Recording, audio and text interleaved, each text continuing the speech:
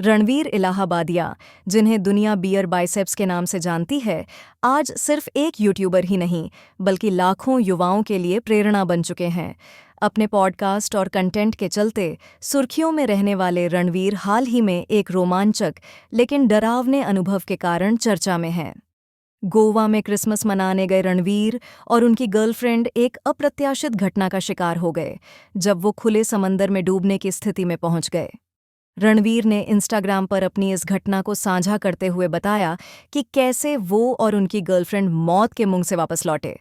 उन्होंने लिखा, यह मेरे जीवन का सबसे इवेंटफुल क्रिसमस रहा। हम दोनों खुले समंदर में स्विमिंग कर रहे थे। मुझे बचपन से ऐसा करना पसंद है, लेकिन कल कुछ अलग हुआ। हम अंडर वाटर चले गए।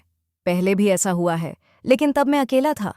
अकेले निकलना आसान होता है, लेकिन इस बार मैं अपनी गर्लफ्रेंड के साथ था।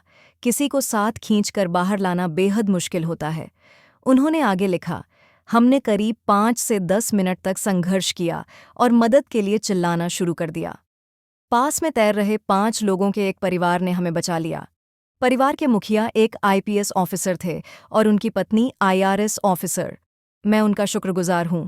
अगर वो न होते तो आज यह कहानी लिखने वाला शायद मैं न होता।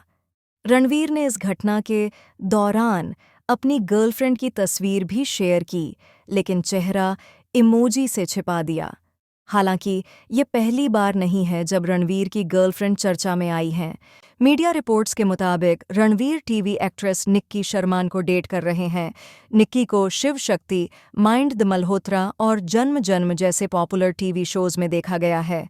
गोवा ट्रिप की तस्वीरों से पहले इंग्लैंड ट्रिप की भी तस्वीरें वायरल हुई थीं, लेकिन रणवीर अपनी पर्सनल लाइफ को लेकर काफ़ी प्राइवेट रहते हैं।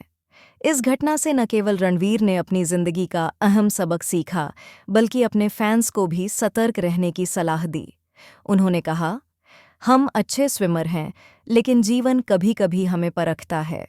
इस घटना ने मुझे सिखाया कि चाहे आप कितने भी आत्मविश्वासी हों, प्रकृति के सामने कभी लापरवाही नहीं बरतनी चाहिए।